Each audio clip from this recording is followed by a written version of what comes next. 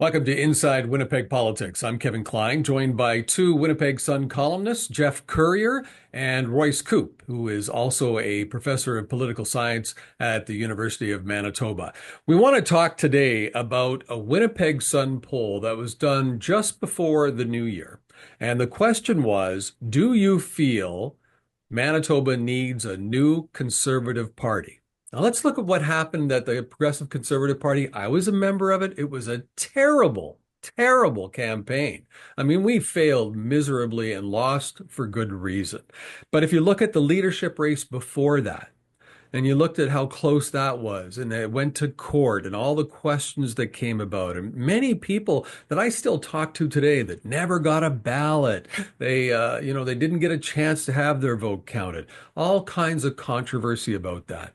And then we find out after the election that the Conservatives, had an invoice from a sex coach, if you will, for a car rental that nobody took accountability for. There was also invoices over $300,000 from a company in Alberta and one here in Manitoba for data collection. It was a mess. It was a mess, and it wasn't a fiscal conservative. So we asked the question, and almost 1,000 people voted, and about 75% of those, roughly, said it's time for a new conservative party. So I want to throw that at you, Jeff. Is it time for a new Manitoba Conservative Party?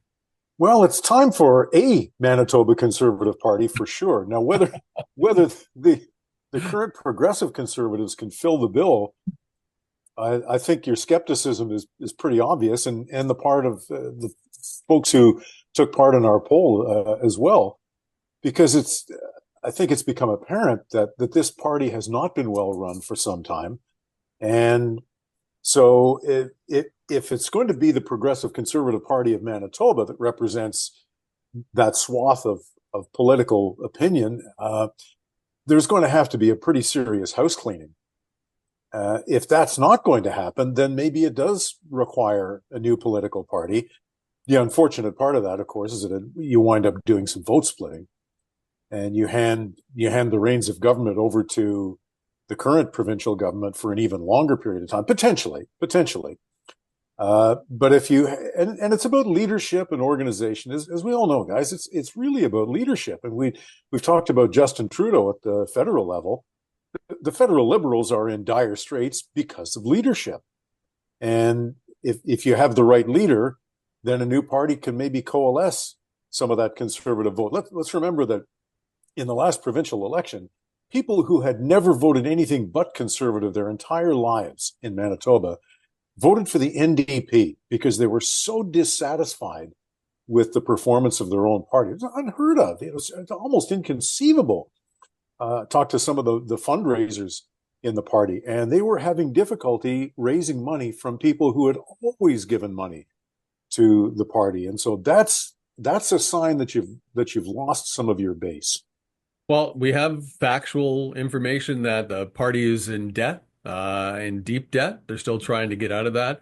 The people that were involved in the last brutal campaign, not all of them, but many of them are working on Avi Khan's leadership, for example. And you've got a leadership race right now that seems to be longer than the Tour de France, because it's going to take months and months and months and months, and there's no energy around it. We're not seeing any evidence that there's a fiscal conservative involved. We need to know. I think conservatives need to know we're going to start tackling these problems. But Royce, I mean, you would know probably by teaching this to your students that has been some success in Canada when parties do separate and go their own ways and reform. And I think we've seen that in other provinces.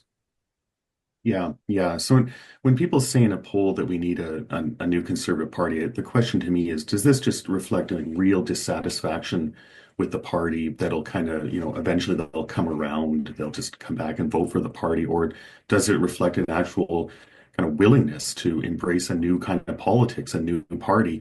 And one of the problems for the PCs is that in other provinces, in our Western neighbor provinces, we actually have seen right-wing parties split, new right-wing parties created. and basically transforming politics in Saskatchewan, Alberta, and BC.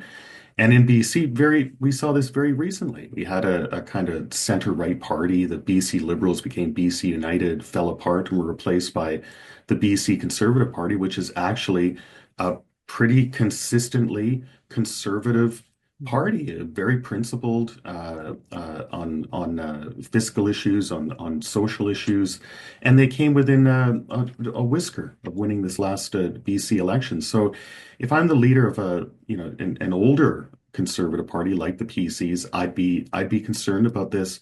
I'd be concerned about making sure that traditional supporters of the party feel like they're at home in the party, like the leadership of the party is willing to water its own garden. Federal Conservative Party under Pierre Poilievre is very good at this, very good at speaking to the base, making sure that people feel welcome, making sure that conservatives feel like they have a place. PCs, I think maybe there is some room for improvement here, and we'll see in this leadership race. Still, as you mentioned, a lot of time left. We'll see if that happens. But don't you think that when you have such an issue like the invoicing and election spending problems that have come out, I mean, you not only lose touch with your base from that, but you lose credibility as a party. When you don't have anybody from the party that comes out, from the party president to the president who operates the party and has for several years now, to the board members that have been around for a long time, none of them coming out to apologize. Yeah, okay. I think the general public probably forgets about stories like that, but your party membership doesn't. The people who buy the party memberships don't. And to Royce's point about making sure the base is solid, the base isn't as solid as it once was. Now, we understand in Manitoba, you have to win the city of Winnipeg if you're going to win power. But you want to make sure that those people who fork out their $15 to buy the membership are going to be satisfied that their $15 is going to the right place.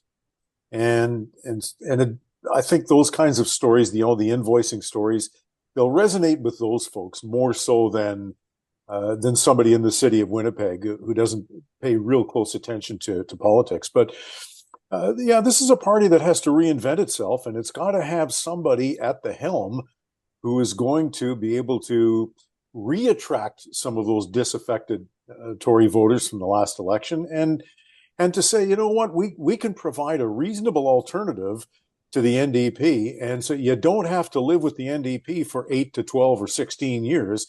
That we can rebuild this thing, and we can get you back on the right track here, folks. And right now, I'm not sure who that would be.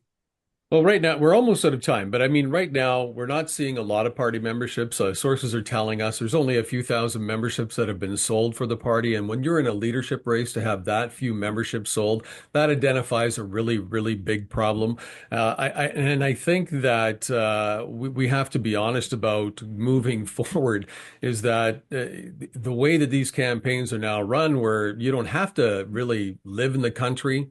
You have to have a house here, I guess, an address, but you don't have to be Canadian. You don't have to be qualified to vote. I think you can be 14 to buy a membership. These races are becoming, I don't want to say infiltrated. It's a bad word, Royce, but I think you know what I'm talking about. You can get people coming into the party to bring up one person to lead that party that might necessarily not align with the conservative values that the traditional party members would. Oh, well, it can definitely happen. I mean, a great way to win party nomination in Canada or to win party leadership is to bring new people into the party. And the views of those people might not align well with kind of old members, old line at party activists. And so that can certainly happen. That's a great way to hurt a party as well. If you don't tend to old members, the kind of people that Jeff was talking about that actually fork over money that support the party in the long term. I mean, there's no doubt the PCs are in a valley right now. The things you mentioned, the fact that they lost that tuxedo by-election, In terms of rebuilding, it's really hard to talk about that until the leadership is out of the way. Jeff emphasizes leadership, how important this is. It's the most important thing. And so the party needs to get through this leadership race and then work with what they have. It needs to appeal to suburban Winnipeggers. That's where elections are going to be fought and won in Winnipeg moving forward. But before we can get to those discussions, I think the leadership question needs to be decided.